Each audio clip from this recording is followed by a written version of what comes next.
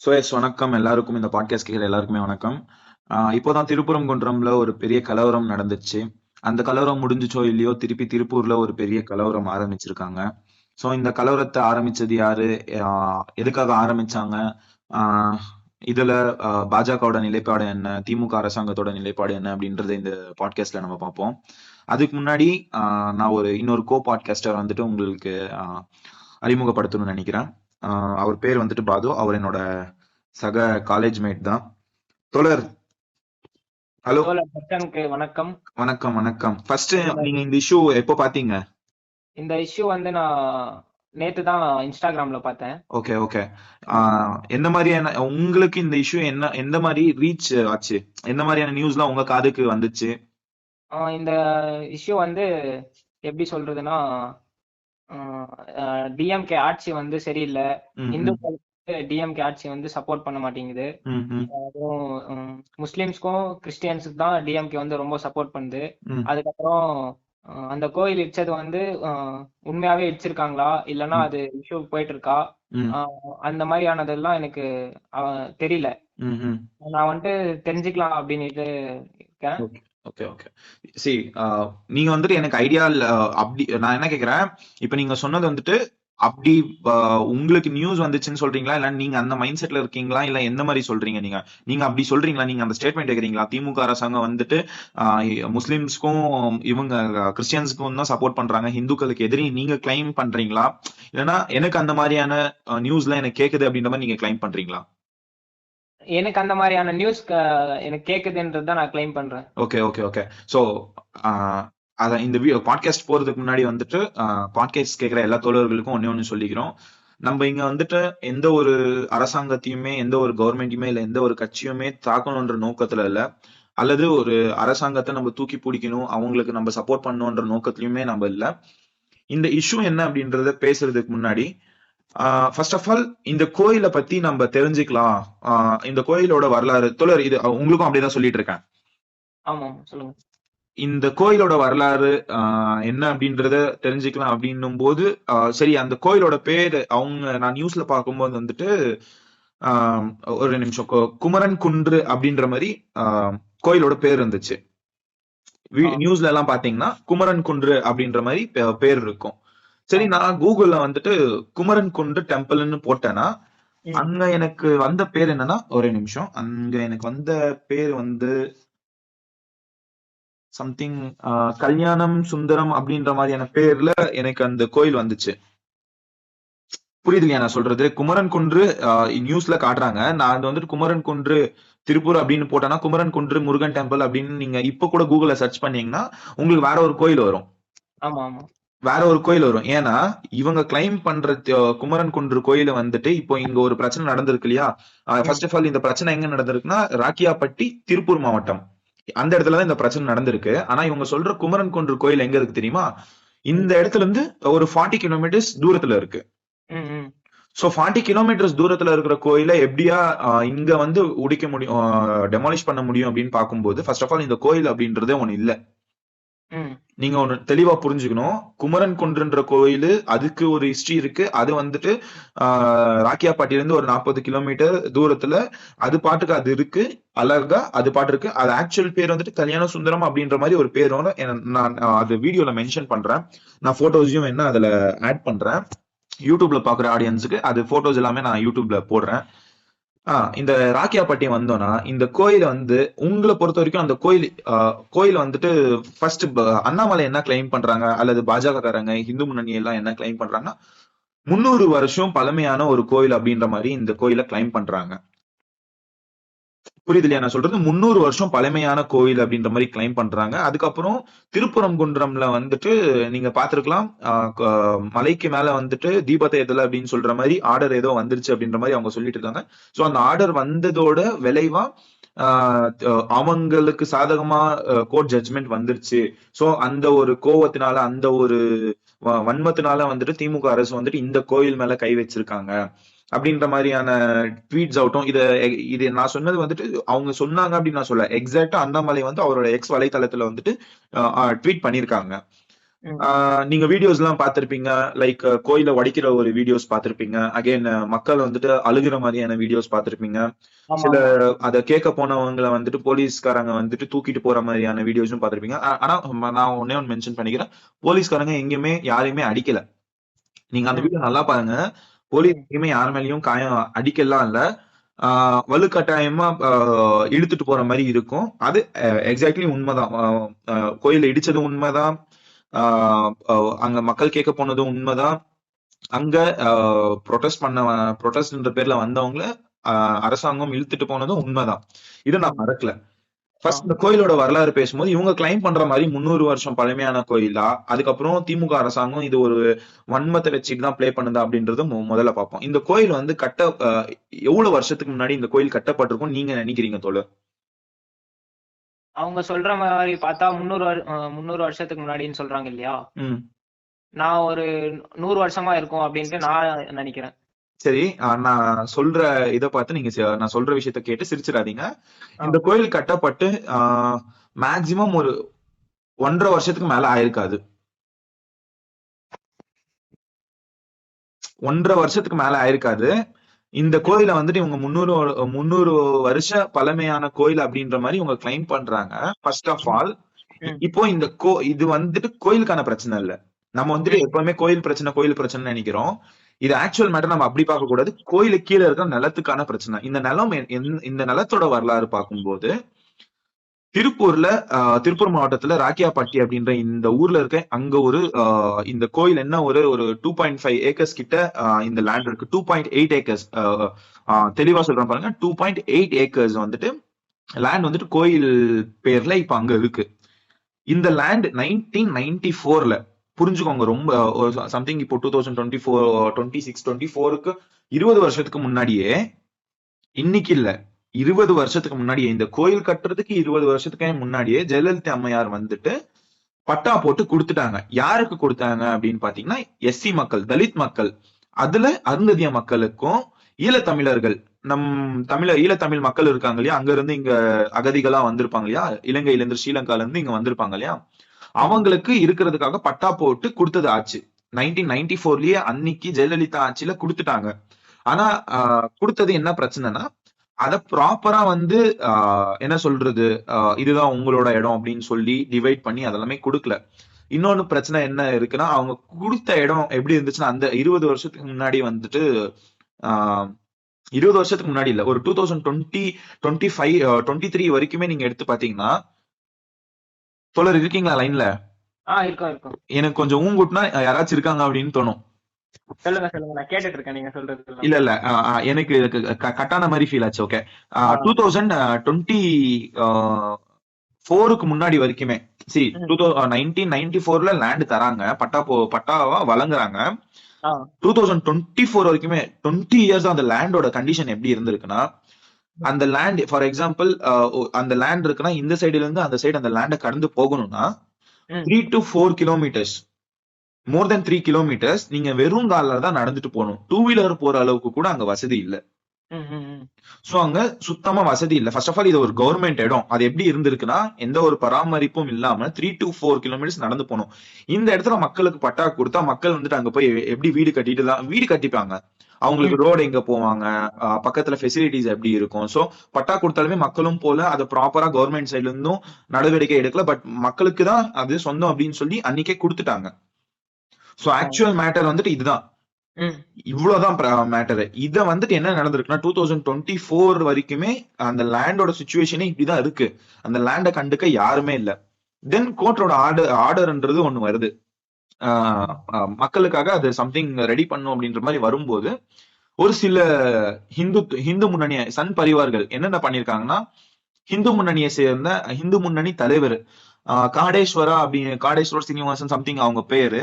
ம். அவங்களோட கூட்டாளிகளா என்ன பண்ணிருக்காங்கன்னா, ஃபர்ஸ்ட் வந்துட்டு ஒரு கேட் போட்டிருக்காங்க. ஆ. அங்க கோயில்லாம் இல்ல, ஃபர்ஸ்ட் வந்துட்டு ஒரு வேலியில கம்பி கேட் ஒண்ணு போட்டிருக்காங்க. காம்பவுண்ட் ம். மாதிரி ஒண்ணு போட்டிருக்காங்க. ஆ. தென் வந்துட்டு அந்த இடத்த கிளீன் பண்ணிருக்காங்க. கொஞ்ச நாள் கழிச்சு அந்த இடத்த கிளீன் பண்ணிருக்காங்க. அதுக்கும் அப்புறம் கொஞ்ச நாள் கழிச்சிட்டு கோயில் மாதிரி ஒரு ஷெட் போட்டிருப்பாங்க. கோயில் கூட இல்ல, அது கோயில் அப்படின்றது நம்ம டெய்லி நிறைய கோயில பார்த்திருப்போம். கோயில் வேற, ஷெட் வேற. ஆக்சுவலா அங்க போட்டிருக்கிறது வந்துட்டு ஒரு ஷெட். ஓகே. 4 சைட்லயும் செவுரு கூட இருக்காது. டாப்ல ஒரு ஷெட் ம். இருக்கும், அவ்வளவுதான். ம். ஷெட் இருக்கும், கீழே செவுருலாம் எதுவுமே இருக்காது. சென்டர்ல வந்துட்டு அதுவும் கொஞ்ச நாள் கழிச்சு இவங்க பாத்தீங்கன்னா, நீங்க எடுத்த உடனே எல்லாமே பண்ண மாட்டாங்க, திடீர்னு கட்ட மாட்டானுங்க. ம். ம். ம். கொஞ்சம் கொஞ்சம் கொஞ்சம் கொஞ்சமா பண்ணுவானுங்க. ம். சோ அந்த ஷெட்டு கீழே வந்துட்டு ஒரு கல் வைக்கிறாங்க, ம். கொஞ்ச நாள் விடுறாங்க, ம். அகைன் கொஞ்ச நாள் கழிச்சு வந்துட்டு அந்த கல்லை வந்துட்டு வணங்குறாங்க. ம். அகைன் இன்னும் ஒரு கொஞ்ச நாள் கழிச்சு இன்னொரு இடத்துல ஒரு சின்ன ஷெட் மாதிரி போடுறாங்க, அங்க ஒரு கல் வைக்கிறாங்க, அதையும் கும்பிடுறாங்க. இப்படி எப்படி சொல்றதுன்னா, இப்போ நீங்க வந்துட்டு இந்த மாதிரி பண்ணிட்டு இருக்கீங்க, நான் வந்து கேட்கிறேன் எங்க போற, அங்க ஒரு கோயில் இருக்கு, சும்மா மக்கள் தெரியும் இல்லையா, மக்களோட மைண்ட் செட் புரியுது இல்லையா, அங்க நம்ம நம்ம புரியுது. நம்ம ஊர் நம்ம ஆளுங்களோட மைண்ட் செட் எல்லாம் உங்களுக்கு தெரியும் இல்லையா? ஒரு சின்ன கல்ல கண்டாலும் ஐயா சாமின்னு சொல்லிட்டு கும்பிட்டு போவாங்க.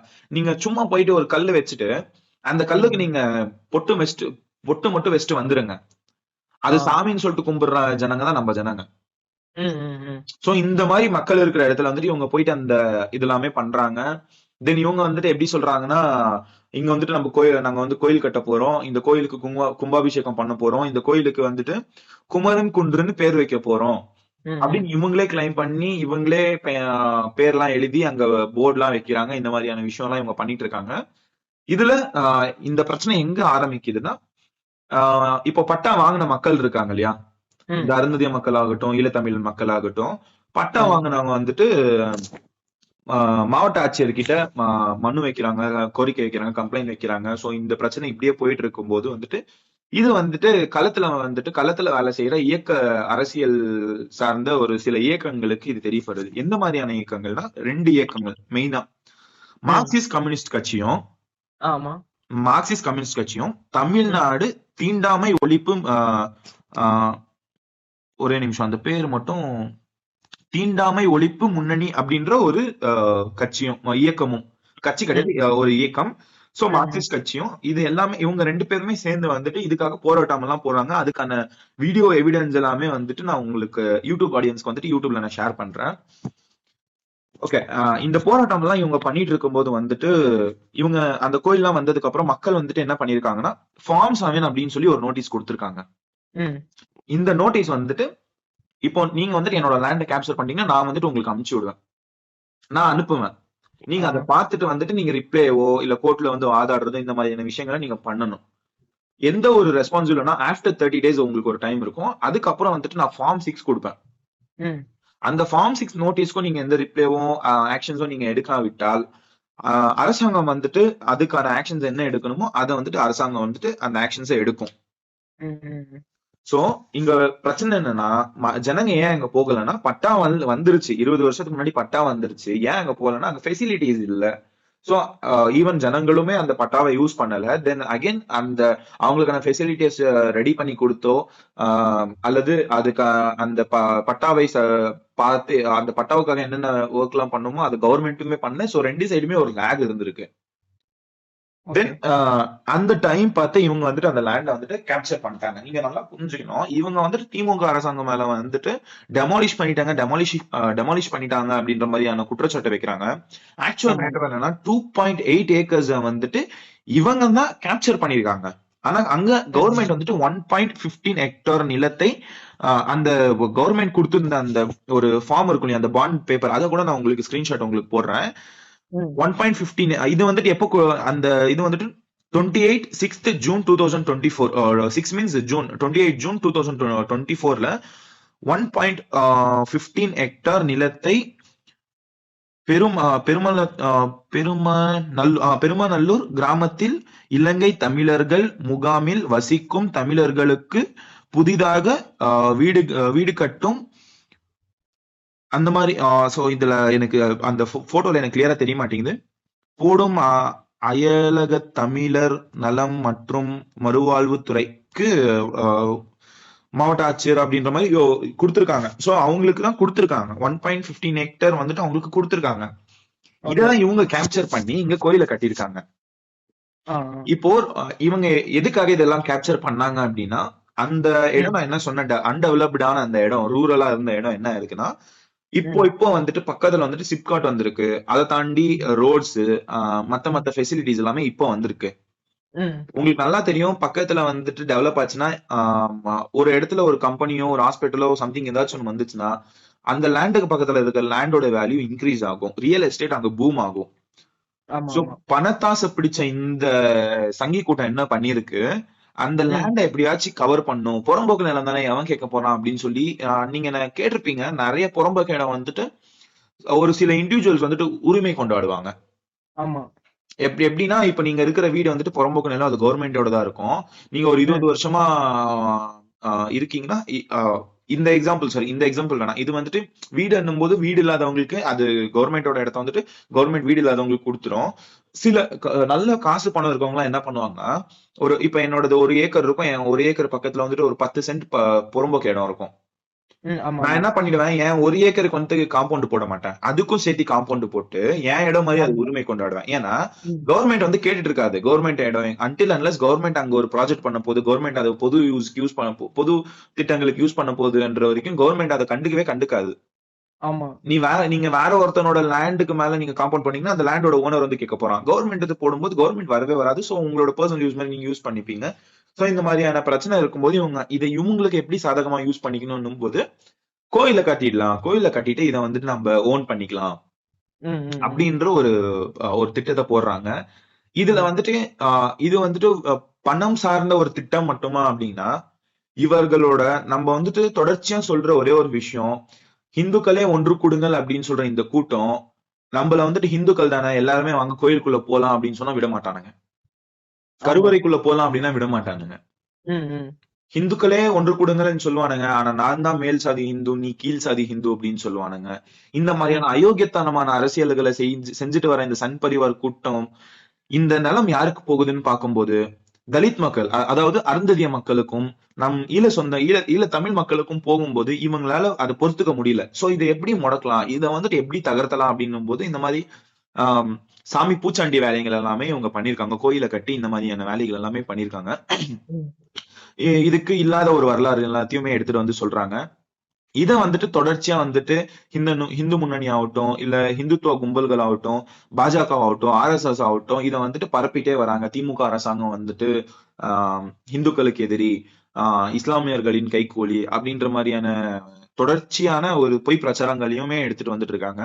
எக்ஸாக்ட்டா இதே மாதிரி தான் பேசுறாங்க. சமூக வலைத்தளங்களை, இன்ஸ்டாகிராம், இந்த Facebook இது எது ஓபன் பண்ணாலுமே அதுல மோஸ்ட்லி இந்த மாதிரியான ரீல்ஸ் தான் தெரியுது. ஆமா. இல்ல இவங்களோட அஜெண்டாவே அதுதான். இங்க வந்துட்டு ஹிந்து முஸ்லிம் கலவரத்தை தூண்டணும் அப்படின்றதான் இவங்க பாக்குறாங்க. இவங்க வந்துட்டு நீங்க பாத்தீங்கன்னா திருப்புறங்குன்றம்ல வந்துட்டு கோர்ட் ஆர்டரை வச்சுதான் இவங்க சண்டை போட்டாங்க. கோர்ட்டே அனுமதி கொடுத்துருச்சு, ஏன் நீங்க தரமாட்டீங்க, ஏன் கவர்மெண்ட் விட மாட்டீங்க அப்படின்னு தான் கேட்டாங்க. அங்க இவங்க மகான்கள் மாதிரி நடிப்பாங்க, கோர்ட்டே சொல்லிடுச்சு நாங்க கோர்ட்டோட ரூல்ஸ் தான் ஃபாலோ பண்றோம் அப்படின்ற மாதிரி சொல்லுவாங்க. திருப்பூர்லயும் அதே கோர்ட்டு தான் சொல்லிட்டு 1994லயே சொல்லிடுச்சு, அதே கோர்ட்டு தான் சொல்லுது. ஏன் இங்க மட்டும் திருப்புறங்குன்றமுக்கு ஒரு நியாயம், திருப்பூருக்கு ஒரு நியாயமா? இதுதான் நாங்க இவங்க கிட்ட கேக்குறோம். இவங்க தொடர்ச்சியா எந்த மாதிரியான வேலைகள் பண்றாங்கன்னா, சோசியல் மீடியாவை இவங்க இஷ்டத்துக்கு யூஸ் பண்ணிக்கிறாங்க. நீங்க நல்லா கவனிச்சீங்கன்னா தெரியும், சோசியல் மீடியாவை ஒரு இன்ஃபர்மேஷன் ஷேர் பண்றதுக்கான ஒரு பிளாட்ஃபார்மை இவங்க தொடர்ச்சியா பொய் செய்தியும் மத்த மதங்கள் மீதான மத்த சாதிகள் மீதான வெறுப்பையும் திணிக்கிறதுக்கான, அவங்களோட அஜெண்டாவை திணிக்கிறதுக்கான ஒரு டூலா இவங்க யூஸ் பண்றாங்க. ஆனா நம்ம சோசியல் மீடியாவை ப்ராப்பர் வேல நம்ம யூஸ் பண்ணணும்னு நான் சொல்லிக்க விரும்புறேன். அண்ட் இதுல வந்துட்டு நிறைய இந்த சோசியல் மீடியால வந்துட்டு இந்த சமூக வலைத்தளங்கள்ல இந்த டிவி சேனல்ஸ்ல Thamarai TV and TN media digital இப்படி போன்ற சில பாஜக கைக்கூலியான இந்த சில டிவி சேனல்ஸ் வந்துட்டு இந்த மாதிரியான போய் பிரச்சாரங்களையும் பண்ணிட்டு வராங்க.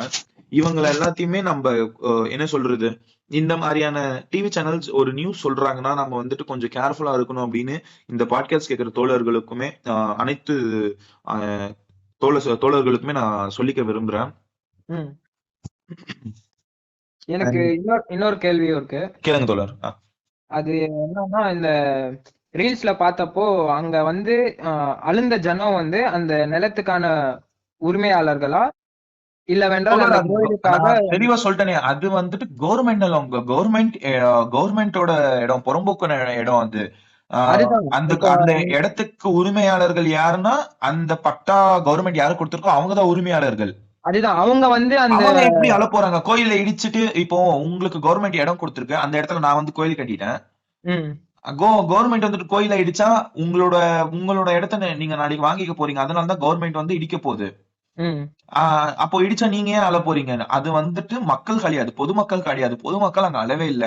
அங்க போய் சண்டை போடுறதோ, ப்ரொடெஸ்ட் பண்றன்ற பேர்ல வந்துட்டு இந்த மாதிரியான வன்முறைகளை பண்ணிட்டு இருக்கிறது வந்துட்டு 100% 200% அங்க இருக்கிற காவி கும்பல் மட்டும்தான். Okay okay. பொதுமக்கள் அங்க போகவே இல்ல. பொதுமக்களோட போராட்டம் என்ன அப்படின்றது வந்துட்டு பொதுமக்களோட பொதுமக்கள் எங்க இருக்காங்கன்னா கம்யூனிஸ்ட் பார்ட்டிகளையுமே இன்னொரு தமிழ்நாடு தீண்டாமை ஒழிப்பு அந்த மாதிரியான இயக்கங்கள்ல அவங்க போராடிட்டு இருக்காங்க. அவங்களுக்கான உரிமைக்காக போராடுறாங்க. ம் ம் நீங்க நல்லா புரிஞ்சுக்கணும். இங்க 2 கட்சி என்னவா போராடுதுன்னு பார்க்கணும். இந்து முன்னணி அப்படின்னு ஒரு கட்சி இருக்கு. ம் பேரை பார்த்துக்கோங்க. இந்து முன்னணி, ம் தமிழ்நாடு தீண்டாமை ஒழிப்பு முன்னணி. ம் 2 பேர்லயே இவங்களோட அரசியல் என்ன, இவங்களோட கொள்கை என்ன, இவங்களோட நோக்கம் என்ன அப்படின்றது புரிஞ்சிடும். ஆமா. நம்ம அரசாங்கம் பட்டா கொடுக்கறதே வந்துட்டு இந்த மாதிரி சாதி சாதியால வர்ற ஏற்றத்தாழ்வுகளால, இந்த தீண்டாமையினால பாதிக்கப்பட்ட மக்களுக்கு தான் இந்த பட்டா கொடுக்குது. ம் ம் அரசாங்கம் இதுக்குதான் அவங்களுக்கு பட்டா கொடுக்குது. வீடு இல்லாதவங்களுக்கு ஒரு பட்டா கொடுத்து நீங்க வீடு கட்டிக்கோங்க, அந்த இடத்துல நீங்க வாழலாம் அப்படின்ற மாதிரி ஒரு அஷூரன்ஸ் கொடுத்து கவர்மெண்ட் அந்த இடத்துல இருக்கலாம் அப்படின்னு சொல்லுது. இது இவங்களுக்கு பொறுக்கல. இந்த சாதிக்காரன் எல்லாம் நான் வந்துட்டானா எப்படி? ஏன் நான் இன்னும் ஒன்னே ஒண்ணுதான் கேட்டுக்கிறேன். இவங்க கிட்ட இல்லாத காசா? ஏன் முருகர் வந்துட்டு அங்கேயேதான் இருப்பாரா? இவங்க கிட்ட ம் இல்லாத இந்த இந்து முன்னணி தலைவர்களாகட்டும், RSS தலைவர்களாகட்டும், இவங்க கிட்ட இல்லாத காசா? கோடி கோடியா வச்சிருக்காங்களே. போய் ம் அவங்களோட சொந்த நிலத்துல கோயில் கட்டிக்கிட்டோமே, யார் அதுக்கு எதிரா இருக்கா? இன்னொன்னு வந்துட்டு நான் ஒரு நியூஸ் எங்கேயோ பார்த்தேன். அண்ணாமலை வந்துட்டு சம்திங் ஒரு 160 அவர் நீங்க நம்பர்ஸ் பார்க்கலாம். தோழர், நான் உங்களுக்கு சொல்றது ஒண்ணுதான். இந்த பாட்காஸ்ட் கேட்கிற எல்லா தோழருக்கும் நான் ஒண்ணே ஒண்ணு சொல்லிக்கிறேன். எவனாச்சும் ஒரு காவி டவல் போட்டவன் எவனாச்சும் உங்ககிட்ட வந்து திமுக அரசாங்கம் வந்துட்டு ஆட்சிக்கு வந்ததுக்கு அப்புறம் நிறைய இந்து கோயில்களை உடைச்சிருக்கு அப்படின்ற மாதிரி எவனாச்சும் சொன்னானா, எவ்வளவு உடைச்சிருக்குன்னு கேளுங்க. இஷ்டத்துக்கு அடிச்சு விடுவானுங்க. ஒரு 150, 160, 170 அப்படின்ற மாதிரி அடிச்சு விடுவானுங்க. ம் அப்புறம் அவங்க கிட்ட எந்தெந்த கோயில்லாம் உடைச்சிருக்கு, நீ இவ்வளவு மனசுக்கு புண்படுது இல்லையா? இப்ப நான் என்ன சொல்றேன், உனக்கு 150 கோயில உடைச்சிட்டாங்கன்னா உனக்கு அவ்வளவு மனசுக்கு புண்படுத்துனா, 150ல வெறும் ஒரு 10 கோயிலோட பேர் மட்டும் சொல்லுங்க. ம் ம் புரியுது இல்லையா நான் சொல்றது? வெறும் ஒரு ஆமா. 10 கோயிலோட பேர் சொல்லுங்க. இல்ல ம் அவனுங்க ஒரு 10 கோயில் சொன்னாங்கன்னா அந்த 10ல ஒரு 7 கோயில் பேர் சொல்லுங்க. ஏன் ஒரு 7 கோயிலோட பேர் ஞாபகம் வச்சுக்க முடியாதா? ம் ம் ம் இன்னும் ஒரு 2 3 வீடியோ எல்லாம் இவனுங்க காட்டுவானுங்க. ஒரு 2 3 வீடியோ வச்சுக்கிட்டே, பழைய வீடியோ வச்சுக்கிட்டே இவனுங்க ஓட்டிட்டு இருப்பானுங்க. ஒரு கோயில் நீங்களும் பாத்துருக்கலாம், பார்க்காம இருக்கலாம். ஒரு கோயிலோட வீடியோ இருக்கும். ஒரு ரூஃப் மாதிரி, பால்கனி மாதிரி ஒரு டாப் இருக்கும். கோயில் இல்ல, அது வந்துட்டு ஒரு டாப் மாதிரி. அதை வந்துட்டு ஜேசிபில இடிச்சிட்டு இருப்பாங்க. அந்த வீடியோ ம் வந்துட்டு வைரல் ஆயிருக்கும். அது தமிழ்நாட்டுல நடந்திருக்கும். ம் ஆக்சுவலா அதை உடைச்சது ஸ்டேட் கவர்மெண்ட் இல்ல, சென்ட்ரல் கவர்மெண்ட். எதுக்காகனா ஹைவே எக்ஸ்டெண்ட் பண்றதுக்காக உடைச்சிருக்காங்க. ஓகே. புரியுது இல்லையா நான் சொல்றது? ஹைவேவை எக்ஸ்டெண்ட் பண்றதுக்காக ஹைவேல வந்துட்டு இது அந்த டிஸ்டர்பன்ஸா இருக்கு அப்படின்னு சொல்லி அதை கோயிலை உடைக்கல, கோயிலோட அந்த ரூஃபை மட்டும் உடைச்சிருக்காங்க. ம் ம் ம் அந்த ஃப்ரண்ட்டை மட்டும் உடைச்சு அதை அதுக்கேத்த மாதிரி அதுக்கப்புறம் கட்டியிருக்காங்க. ஆனா இவனுங்க எப்படி பரப்புறாங்கன்னா, அந்த ரூஃபை மட்டும் உடைச்சத சென்ட்ரல் கவர்மெண்ட் உடைச்சத திமுக அரசாங்கம் உடைச்சிச்சு அப்படின்ற மாதிரி அதை ஸ்ப்ரெட் பண்ணுவாங்க. சோ ஆமா. இவங்க தொடர்ச்சியா வந்துட்டு சோசியல் மீடியாவை இவங்க சுய லாபத்துக்காக யூஸ் பண்ணிப்பாங்க. நான் ஒன்னே ஒண்ணு கேக்குறேன். சரி, ஓகே, திமுக அரசாங்கம் வந்துட்டு கோயிலை உடைச்சிட்டு இருக்கு அப்படி, நான் பேச்சுக்கு சொல்றேன். கோயிலை உடைக்குது, நாங்க வந்து உங்க கூட நிக்கிறோம். ம் நாங்க எல்லாருமே வந்து திமுக அரசாங்கத்தை இங்க இருந்து வெளியே துரத்துறதுக்கு நாங்க உங்களுக்கு உதவி செய்யறோம். உங்க கூட சேர்ந்து திமுக அரசாங்கத்தை ஒழிக்கிறோம்னே வச்சுக்கோம். ம் பாஜக தான் இங்க ஆளுது. ம் கோயிலுக்குள்ள நாங்க போகணும், இந்துக்கள் அப்படின்னு அழைக்கப்படுற எல்லாருமே கோயிலுக்குள்ள போகணும்னு நாங்க சொல்றோம். நீ அதை கோயிலுக்குள்ள ஏத்துக்குவியா? இல்ல, கோயில் கருவறைக்குள்ள. இல்ல அவனுக்கு கருவற அளவுக்கு கூட வேணாம், ம் கோயிலுக்குள்ளேயே நாங்க கேக்குறோம். ம் ம் நீங்க போய் ஒரு பாஜக காரன் கிட்டயோ இல்ல ஒரு RSS காரன் கிட்டயோ கேட்டீங்கன்னா, அப்பெல்லாம் யாரு பாக்குறாங்க, இப்பெல்லாம் யாரு ப்ரோ சாதி பாக்குறா அப்படின்ற மாதிரி எல்லாம் பேசுவானுங்க. ம் இன்னைக்கும் ஃபார் எக்ஸாம்பிள் இந்த பாட்காஸ்ட் கேட்கிற எல்லாருமே மேபி நீங்க சிட்டி லைஃப்ல வாழ்ந்துட்டு இருக்கவங்களுக்கு உங்க ஊர்ல இருக்க எல்லாருமே வந்துட்டு அந்த கோயிலுக்குள்ள வரலாம். நான் ஒண்ணே ம் ஒண்ணு சொல்லிக்கிறேன். இப்போ ஒரு ஊர் இருக்குன்னா அந்த ஊர் பக்கத்துல வந்துட்டு காலனின்ற பேர்ல ஏதாச்சும் ஒரு ஊர் இருக்கும். நம்ம அந்த வேர்டு யூஸ் பண்ண மாட்டோம். இன்னும் மக்களுக்கு ஆமா. தெரியாதுன்றதுனால அந்த வேர்டை நம்ம சொல்லிட்டு இருக்கோம். காலனி, சேரி, இந்த மாதிரியான வேர்ட்ஸ்ல ஒரு பர்டிகுலர் ஜியோகிராபிக்கல் ஏரியா வந்துட்டு மென்ஷன் பண்ணுவாங்க. அதே ம் ஊர் தான் அது. இப்போ ஃபார் எக்ஸாம்பிள் ஒரு ஊர் இருக்குன்னா, இப்போ ராமநாதபுரம்னா அந்த ஊர் பேர் ராமநாதபுரம்னா, அதே ஊர்ல தான் ராமநாதபுரத்துல தான் ஒரு தெரு இருக்கும். அந்த தெருவை மட்டும் காலனின்ற பேர்ல இருக்கும். இல்லனா ஒரு சேரின்ற பேர்லயோ, இல்லனா இன்னொரு சம்திங் இன்னொரு பேர்ல இருக்கும். ஆனா அது எல்லாமே பேர்ல அது மக்கள் யூஸ் பண்ற பேரு. அந்த இடத்துல வாழ்ற மக்கள் என்னைக்காவது உங்க கோயிலுக்குள்ள வந்திருக்காங்களா அப்படின்றத நீங்க பாருங்க. ஊருன்னும் போது எப்படி சொல்றேன்னா, இப்போ ஒரு கிளாஸ் ரூம் இருக்கு. ம் ஆஹ் இப்போ ஒரு கிளாஸ் ரூம் இருக்கும்போது கிளாஸ்ல இருக்க எல்லா பசங்களுமே தூங்கிட்டு இருக்காங்கன்னா, நிம்மதியா ம் தூங்கிட்டு இருக்காங்க. ம் இல்ல சாப்பிட்டு தூங்கி விளையாட பிடி பீரியட்னு விளையாட போயிருக்காங்க. ம் தட் டசன்ட் மீன் உங்க காலேஜ் உங்க ஸ்கூல்ல வந்துட்டு நல்லா சாப்பிட்டுட்டு பசங்க விளையாடிட்டு இருக்காங்க அப்படின்னு. அந்த ம் கிளாஸ்ல இருக்க கேர்ள்ஸ் எல்லாருமே வந்து சாப்பிட்டு விளையாடிட்டு இருக்காங்க அப்படின்றதும் நீ பார்க்கணும். ஆமா. சோ நீ வெறும் பசங்க நீ ஒரு பையனா இருந்திருப்ப, உன் கூட இருக்கிற பசங்க எல்லாருமே நல்லா சாப்பிட்டுருவாங்க, நீ சாப்பிட்டு வந்து விளையாடிட்டு இருக்கானா, உனக்கு நல்ல food and education and everything கிடைச்சிச்சு நீ நம்பிடக்கூடாது. அங்க ம் இன்னொருத்தங்க இருப்பாங்க இல்லையா, ம் அதை நீ பார்த்துதான் ஆகணும். சோ இந்த மாதிரி ஆஹ் நான் என்ன கேக்குறேன், நான் கேட்டது ரொம்ப சிம்பிளா கேக்குறேன். ம் திமுக அரசாங்கத்துக்கு நாங்க சப்போர்ட் பண்ணல, உனக்கே சப்போர்ட் பண்றோம்னு வச்சுக்கோ. ம் கோயிலுக்குள்ள நீ எங்களை விடுவியா? ம் விடுவேன்னு சொன்னா கருவறைக்குள்ள எங்களை எப்ப விடுவ? ஆ புரிஞ்சுச்சு இல்லையா நாங்க சொன்னது? நான் ஏன் அது வேணாம்னு சொன்னா, அவன் எப்படியும் விட புரியுது. மாட்டான், கோயிலுக்குள்ளேயும் அவன் நம்மள விட மாட்டான். ம் விட்டா எங்களை கருவறைக்குள்ள எப்படி விடுவ? அப்படி ம் கருவறைக்குள்ள விடக்கூடாது, அது ஆகம விதி அப்படி இப்படின்னு சொல்றவன் எவனாவது இருந்தீங்கன்னா, நம்ம ஒரு பாட்காஸ்ட் பண்ணுவோம் வாங்க, ஒரு பாட்காஸ்ட்ல உட்காந்து பேசுவோம். அதுக்கு என்னென்ன முட்டுலாம் நீங்க வச்சிட்டு இருக்கீங்களோ வாங்க, என் கூட இன்னொரு பாட்காஸ்ட் உட்காருங்க, அதை பார்ப்போம். சோ இதுல இருந்து என்ன தெரியுதுன்னா, நீங்க வந்துட்டு திமுக மேல குற்றச்சாட்டு வைக்க கூடாது, நாங்க தாண்டா உங்க மேல குற்றச்சாட்டு வைக்கிறோம். எங்களோட நிலத்தை நீங்க கோயில்ன்ற பேர்ல சாமின்ற பேர்ல அபகரிச்சிட்டீங்க. நெடுகாலமா சாமி பேர்ல தீண்டமையோ பெண் அடிமைத்தனமோ ஆஹ் சாதிய ஏற்றத்தாழ்வுகளோ மத பிரச்சனைகளோ எடுத்துட்டு வந்துட்டே இருந்தீங்க, இன்னைக்கும் எடுத்துட்டு வந்துட்டே இருக்கீங்க. சோ அதுக்கு நாங்க தான் நியாயமா கோவப்படணும். புரியுது தொடர்? சோ புரியுது புரியுது. உங்ககிட்ட யாராச்சும் வந்துட்டு இந்த இஷ்யூவை காட்டி திமுக அரசாங்கம் அப்படி பண்ணுச்சு இப்படி பண்ணுச்சுன்னா, நீங்க அவங்களுக்கு என்ன பதில் சொல்லணும்னு உங்களுக்கு புரிஞ்சிருக்கும்னு நினைக்கிறேன். சோ மக்களுக்கும் இது புரியும்னு நினைக்கிறேன். மக்கள் வந்துட்டு தயவு செஞ்சு புரிஞ்சவங்க, இத பத்தியான எந்த ஒரு ஐடியாவும் இல்லாத மக்களுக்கு தயவு செஞ்சு எஜுகேட் பண்ணுங்க. ஃபைனலா ஒண்ணு நான் சொல்லிக்க விரும்புறேன். சொல்லிட்டு இந்த பாட்காஸ்ட முடிச்சுக்கிறேன். நீ படிச்சிருக்கனா, நீ படிக்கலனா போய் ஃபர்ஸ்ட் படி. நீ படிச்சிருக்கனா அப்ப ஃபர்ஸ்ட் போய் படிக்காதவனுக்கு சொல்லி கொடு. இதோட சொல்லி நான் இந்த பாட்காஸ்ட முடிச்சுக்கிறேன். ஜெய் பீம்.